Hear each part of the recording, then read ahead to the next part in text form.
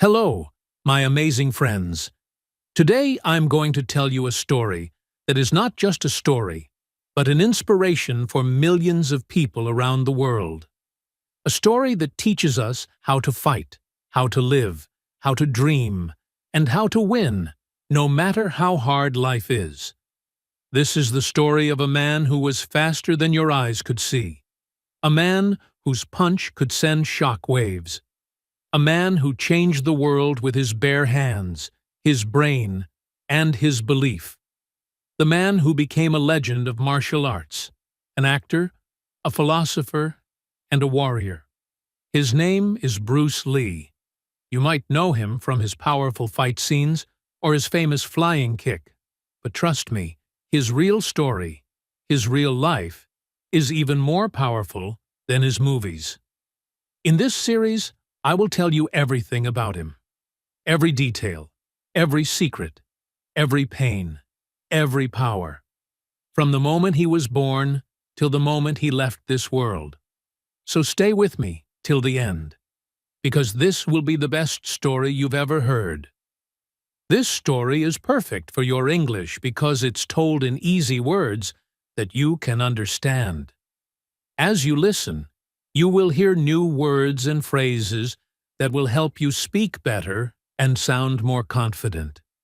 You'll also learn important lessons from Bruce Lee's life, which will inspire you to work hard and never give up. So not only will you improve your English, but you'll also get stronger in mind and spirit. Part 1.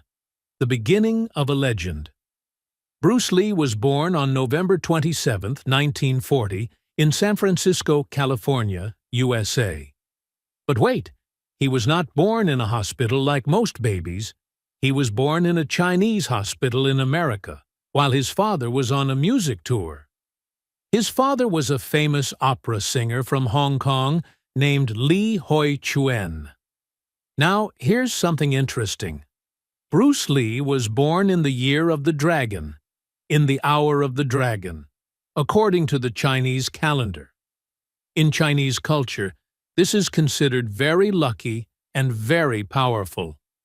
People believed this child would do something great in life, and they were right. His Chinese name was Li Junfan, which means return again. His parents hoped that one day he would return to America and do something big, but Bruce didn't grow up in the USA. Soon after his birth, his family went back to Hong Kong, where he spent his childhood. From the beginning, Bruce was not a quiet child. He was full of energy, always moving, running, jumping, fighting, and playing. His parents used to say, "This boy is like a firecracker." But he also had many physical problems. His right leg was shorter than the left. Yes, Bruce Lee had one leg shorter, which caused imbalance when walking or fighting, but he never gave up. He trained hard to overcome it. His eyesight was very weak. Bruce couldn't see clearly without glasses. He later started using contact lenses, which were rare at that time, so imagine this. The man who later became the fastest fighter on screen had poor eyesight and uneven legs. Isn't that incredible? But these problems never stopped him. In fact, they made him stronger. He trained harder than anyone. He wanted to become unbeatable. Bruce's father was an actor, so Bruce got the chance to act in movies when he was very young. He acted in his first film at the age of just 3 months old. By the time he was a teenager, he had acted in over 20 Chinese movies. But don't think Bruce loved acting in the beginning.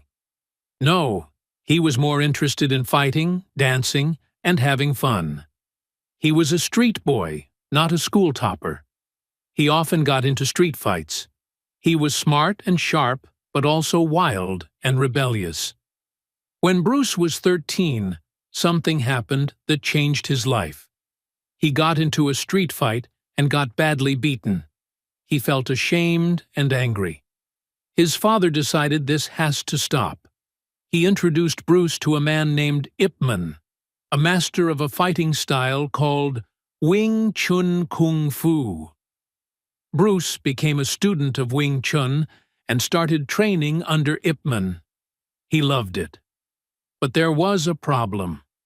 Some students in the school didn't want to train with Bruce because he was part German from his mother's side, and they believed only pure Chinese should learn Kung Fu.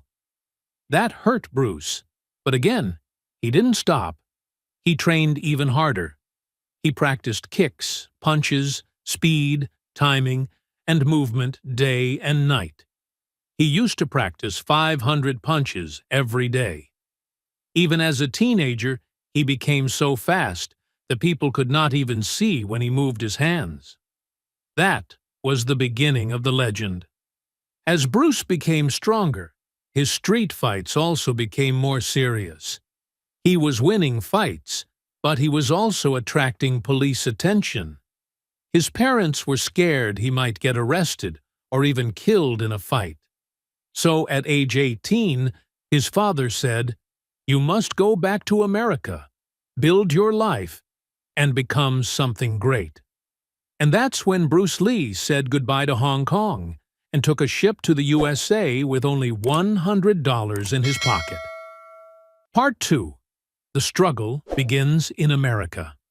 When Bruce Lee landed in the United States of America in 1959, he was just 18 years old. He arrived in Seattle, a city in the northwest of the USA. He had only $100 in his pocket, that's all. No rich family, no big name, just a suitcase, a dream, and burning confidence. He didn't know what the future would bring. He had no plan, no friends. But one thing was clear. He would not give up. He believed in one thing: himself. Bruce stayed in a small room above a restaurant. That restaurant was owned by a Chinese family who knew his father. In return, Bruce worked there, washing dishes, cleaning, and doing small jobs. He was not treated like a star. He was just a boy who had come from another country. Every night after work, Bruce trained. He practiced his kicks and punches even in the tiny room. He had no gym, no equipment, and no money, but he had discipline. Bruce joined Edison Technical School to complete high school. Many of his classmates were white Americans. He had an accent, and his English was not perfect, but he didn't feel shy. He was confident, funny, and sharp. He loved talking, dancing, and making jokes. And slowly, people started noticing him. Not just for his brain, but for something else: his speed. In school, he once showed a classmate how fast he could punch. Before the classmate could blink, Bruce's fingers were already 1 inch away from his nose. That classmate became his first American student, and from there, Bruce's dream started growing. Bruce began teaching Kung Fu to students. Not just Chinese students, but white, black, and Asian students. This was a big problem for traditional Chinese martial arts teachers in America. They believed Kung Fu should only be taught to Chinese people. One day, the Chinese martial arts community gave Bruce a challenge: fight one of our top fighters. If you lose, stop teaching non-Chinese students. Bruce said, "Okay, let's fight." The fight happened in Oakland, California, in 1964. Bruce fought against Wong Jackman, a well-trained martial artist. Most people expected a long and slow fight, but Bruce finished it in just a few minutes. He won, but he was not happy. He thought the fight was too slow, and he got tired too quickly. After that fight, Bruce made a big decision. He said, "I will not follow traditional Kung Fu styles. I will create my own way, a style with no style." This was the birth of Jeet Kune, a new kind of martial arts that combined speed, power, and flexibility. While Bruce was studying at the University of Washington, he met a beautiful girl named Linda Emery. She was one of his students. Linda was smart, kind, and strong-minded. She admired Bruce's confidence and his powerful body and mind. They fell in love, but her family did not accept Bruce at first because he was Chinese and she was American. Many people told her, "Don't marry him, he's not one of us." But Linda followed her heart in 1964. She married Bruce Lee. They became a powerful team. She supported Bruce in every step of his life, even when they had no money and even when people rejected him. Later, they had 2 children. Brandon Lee was born in 1965, and Shannon Lee was born in 1969. By this time, Bruce Lee was becoming superhuman. Let me explain what he could do. 2-finger push-ups. Bruce could do push-ups using only his thumb and 1 finger. 1-inch punch. He could knock a man down with a punch delivered from just 1 inch away. Speed beyond imagination. He was so fast that film directors had to slow down the footage. Otherwise, his moves were invisible to the camera. In the US, a 130-kilogram wrestler once challenged Bruce, but after seeing Bruce's speed, he backed off. He said, "He's not human. I can't fight him." Abs of steel. Bruce had 0 fat on his body. He had perfect 6-pack abs before it became a trend. He trained for at least 4 to 5 hours every day. Some days he would do 2,000 punches, 1,000 kicks, and hundreds of push-ups. He treated his body like a temple, and guess what? He even removed his underarm sweat glands because sweat marks would show up on camera, and he wanted to look perfect in movies. They said, "You're Asian. We need white heroes. You have an accent. Your eyes are small. America is not ready for a Chinese star." Even though he was stronger, faster, and more charismatic than any American actor, Bruce was given only small side roles. He appeared in a TV show called The Green Hornet as Kato, the hero's assistant. But the show didn't last long. Bruce was frustrated. He knew he had the talent to be a superstar, but nobody in Hollywood gave him a chance. So what did he do? He said, "If America doesn't want me, I will go back to Asia. I will make movies there, and the world will come to me." And that decision changed the world of cinema forever. He was not a small man. He was a storm. He said, "I will show the world who I really am." So he packed his bags and returned to Hong Kong in 1971. But what happened when he arrived? Something unexpected and amazing. When Bruce returned to Hong Kong, he thought people had forgotten him. But when he stepped out of the airport, he was shocked. Hundreds of people were waiting. Cameras, reporters, and fans. They were shouting, "Kato! Kato!" Why? Because the American TV show The Green Hornet, where he played Kato, had become a big hit in Asia, but in America it failed. In Hong Kong, people didn't call it The Green Hornet. They called it The Kato Show. Bruce Lee was a superstar in Asia, and he didn't even know it. Now producers wanted to make movies with him, and this time he would be the hero. Bruce signed a contract with Golden Harvest, a film company in Hong Kong. His first movie was The Big Boss, also called Fists of Fury in America. It was made with a very small budget, only $100,000. The camera was simple. The locations were cheap. The story was basic. But Bruce Lee? He was electric. In this movie, he plays a quiet man who promises never to fight. But when his friends are killed by criminals, he fights back and destroys everyone. When this movie was released, it broke all records in Hong Kong. People were screaming in theaters. They watched it again and again. Bruce became a legend overnight. Now the world was watching. Bruce's second film was Fist of Fury, also called the Chinese Connection. This time, he didn't just fight for revenge, he fought for his country, his pride, and against racism. There's one powerful scene. Bruce walks to a park with a sign, "No dogs and Chinese allowed." He looks at the sign, he looks at the guard, he jumps and kicks the wooden sign into pieces. The theater exploded with applause for Asian people who were treated badly for years. This scene was like a revolution. Bruce Lee showed them, "We are not weak. We will rise."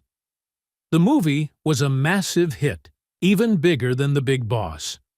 People around the world started noticing Bruce. Even Hollywood started watching. Bruce didn't just want to act, he wanted control over the story, the acting, and the editing. So, in Way of the Dragon, Bruce became the writer, director, producer, and main actor. He even composed the music for the film. In this movie, Bruce plays a Chinese man who travels to Rome to help a restaurant under attack by gangsters. But the most legendary scene in this movie is the final fight. Bruce Lee versus Chuck Norris in the Colosseum of Rome. Chuck Norris was a real-life karate champion from America. The fight was slow, intense, brutal, and beautiful. Bruce showed pain, emotion, and power. He defeated Chuck with honor and even covered his body out of respect. That scene is still called the greatest martial arts fight in movie history. Let's pause here and talk about Bruce's daily training. This will blow your mind. Bruce treated his body like a scientific machine. Here's what he did. 5,000 punches every day, 2,000 kicks, 400 push-ups, running 6 kilometers daily, stretching for 2 hours, skipping rope, weightlifting, meditation, and practicing with nunchaku and wooden dummies.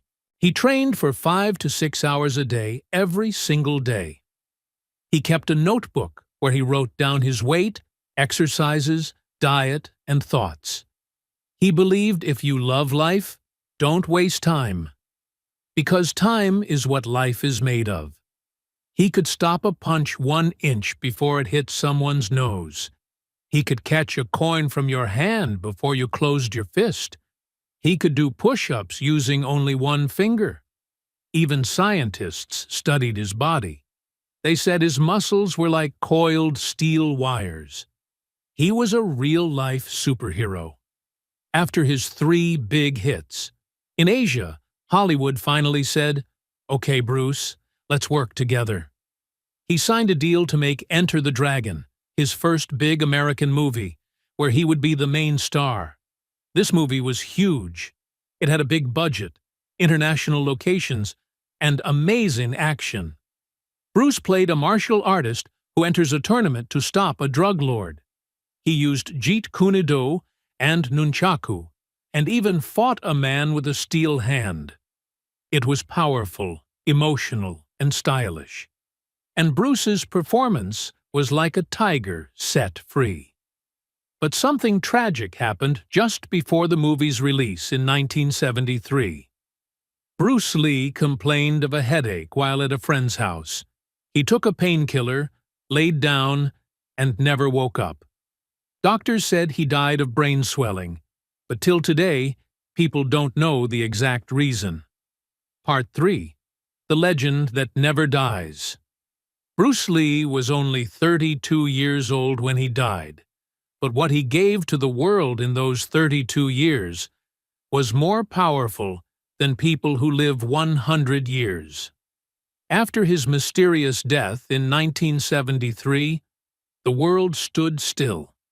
People couldn't believe it. Some cried, some were angry, and some were shocked. How could he die so soon? He was so strong. He looked like a superhero. But Bruce Lee was gone.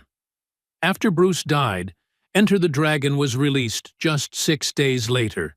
And when people watched it, they didn't just see a movie.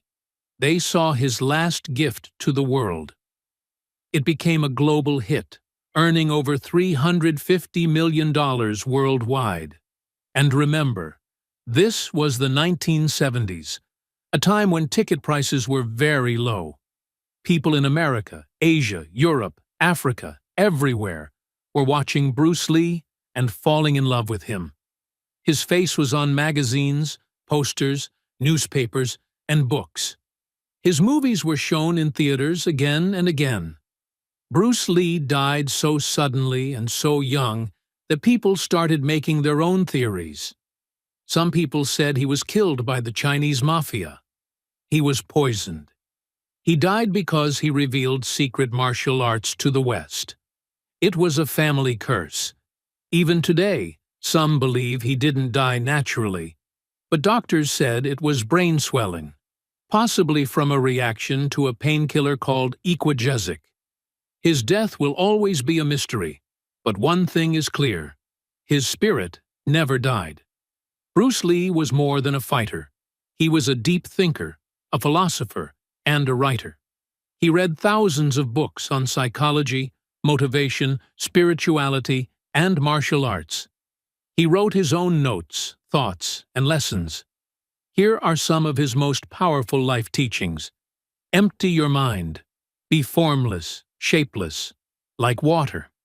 He said, if you put water in a cup, it becomes the cup. If you put water into a bottle, it becomes the bottle. If you put it in a teapot, it becomes the teapot. Now, water can flow, or it can crash. Be water, my friend. What did he mean? He meant, don't be rigid. Don't be stuck.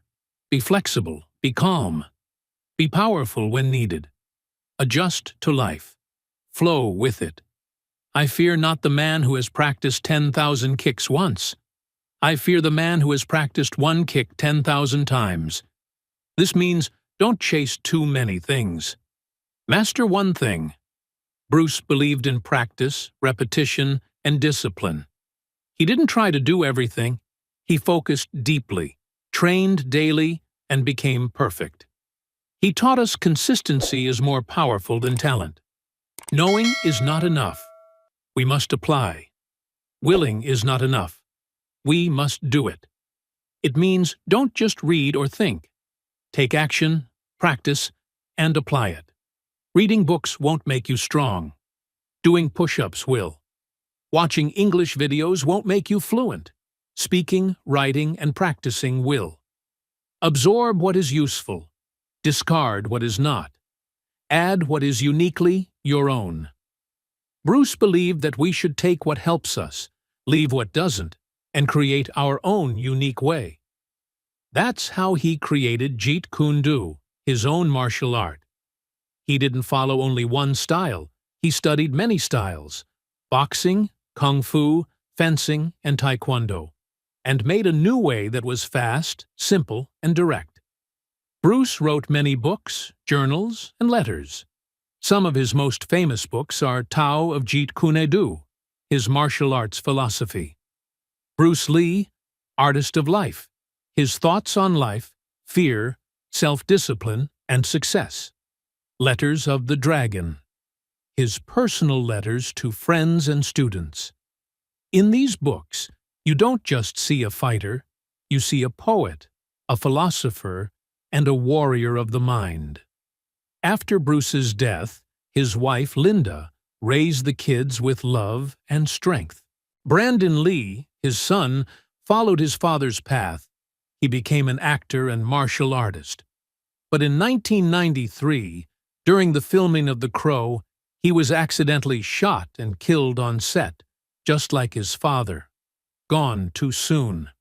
Today, you can find Bruce Lee's statues in Hong Kong, Avenue of Stars; Bosnia, yes, even in Europe; Los Angeles, Seattle. Museums keep his clothes, nunchaku, handwritten letters, and even his punching bag. People still visit his grave in Seattle, where his stone reads, "Founder of Jeet Kune, your inspiration continues to guide us toward personal liberation." Before Bruce, Asians were shown as weak, quiet, or funny in movies.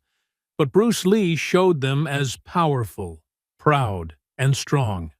He made martial arts global. He inspired people to train, fight, think, and grow. Even famous stars like Jackie Chan, Jet Li, Tony Jaa, Donnie Yen, Keanu Reeves, and Dwayne Johnson all say Bruce Lee was their inspiration. Even UFC fighters like Anderson Silva and Conor McGregor say they learned from Bruce. He is called the father of mixed martial arts because his way was not just about style, but freedom and expression.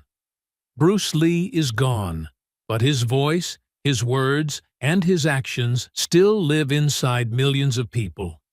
He didn't just teach us how to fight, he taught us how to live. He didn't just punch with his hands, he punched fear, punched laziness, and punched limits. And today, we'll remember what he truly gave us. Even though he was a movie star, Bruce Lee lived a simple, focused, powerful life. Here's what his typical day looked like morning. He woke up early, around 6:30 a.m. First thing, stretching and meditation. He believed a calm mind creates a strong body. Then he ran for 4 to 5 miles, around 8 kilometers. Rain or shine, tired or not, he ran. After that, push-ups, pull-ups, crunches, and kicks. Afternoon, training students in Jeet Kune, reading books about philosophy, psychology, and martial arts, and writing ideas, his goals, lessons, and dreams. Evening, spending time with family, playing with his kids, laughing, sometimes working on movies or scripts late into the night. He lived every day like it was his last. He didn't waste time. He didn't wait for tomorrow. He used his body, mind, and heart every single day. Many people say, "I can't do this. I'm not smart enough. I don't have time. I'm too tired." But Bruce Lee believed there is no limit. Only the limit you believe in your mind. He said, "Don't say, 'I wish.' Say, 'I will.' Don't wait for the right time. Make the time right. Don't try to be perfect. Try to be real." He believed in hard work, focus, self-belief, and inner peace. That's why even today people remember him more than other actors or fighters. Because he spoke truth, lived truth, and became truth. What we can learn from Bruce Lee. 1. Start where you are. Bruce had health problems.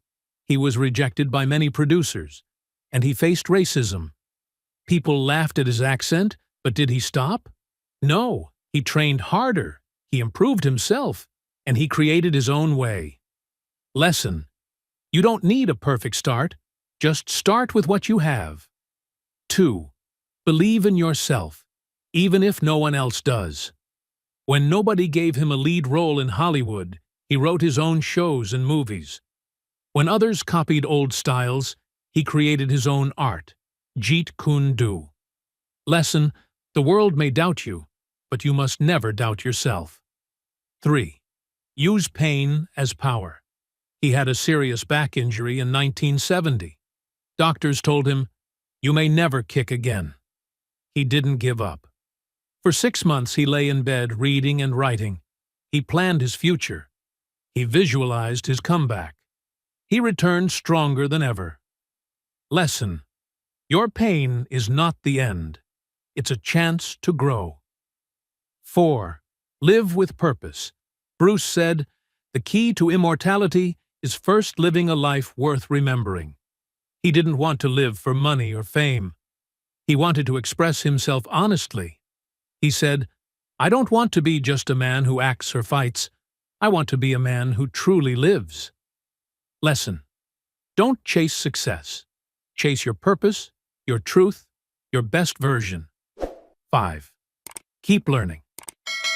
Bruce was a forever student. He read books, learned new languages, and explored new ideas. He said, "Learning is never cumulative. It is a movement of knowing that has no beginning and no end." Lesson: never think, "I know enough." Always say, "I'm still learning." If Bruce Lee were alive today, he would look at you and say, "You are stronger than you think. You have fire inside you. Don't waste it. Don't wait. Don't be afraid. Create your own path. Be like water, flow, crash, shine. And he would smile not because you are perfect, but because you are trying, because you are growing, because you are not giving up. This is not just Bruce Lee's story. This is your story too. The story of pain and purpose, fear and courage, rejection and return, struggle and strength. Now it's your time to stand up and write your own story. If this story inspired you, if this story made you feel powerful, if this story made you love English and life more, then subscribe to our channel. Because here you don't just learn English, you learn how to live, how to think, how to become powerful, and how to rise when you fall. Every single day, we bring motivational stories, life-changing book summaries. English is easy and beautiful, and a journey that changes your heart. This is not just learning. This is transformation. One last time, remember this. Be like Bruce Lee. Live honestly, speak clearly, and train hard. Love deeply. Think freely. Never give up, and never stop learning. Because legends like Bruce Lee never die, and neither will your dream.